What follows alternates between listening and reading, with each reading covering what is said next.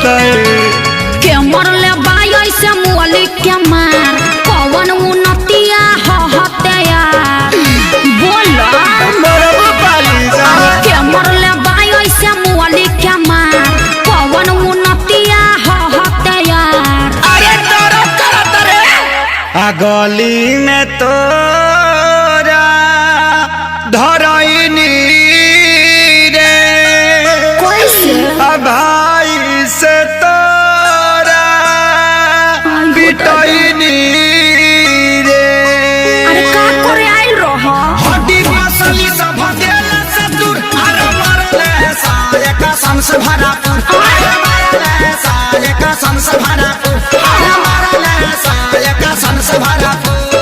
अरे कहाँ कहाँ मरल अरे कहाँ बताइए बड़ा मरले बासा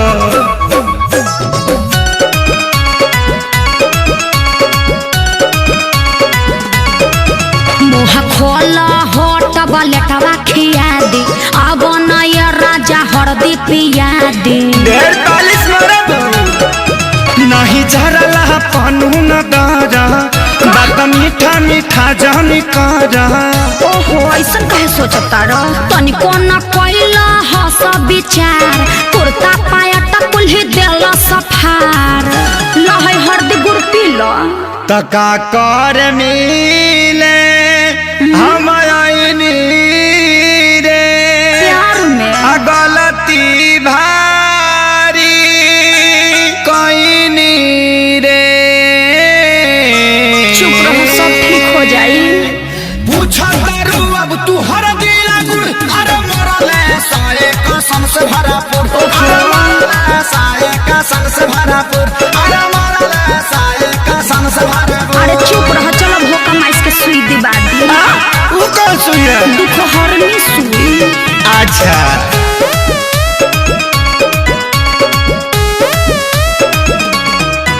मरल सन जैसे मारे कसाई पापी हो बड़ी बारे सभाई जनता रे खेसारी सभन के सब खेला है बचन के माने के नहीं मोहब्बत में हार ठीक नहीं कोइला सभाई हमार। अरे हेंगा कोई मारेला अरे इज्जत अपन हम लुटैनी रे आ सोनू के बात में पड़क गईनी रे।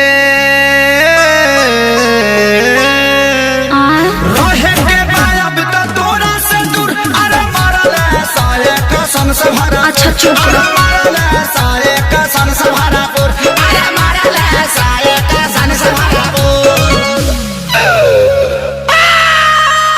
अरे बाप रे बाप दर्द होता। अरे लावा अमर लाता के पाता साट दी।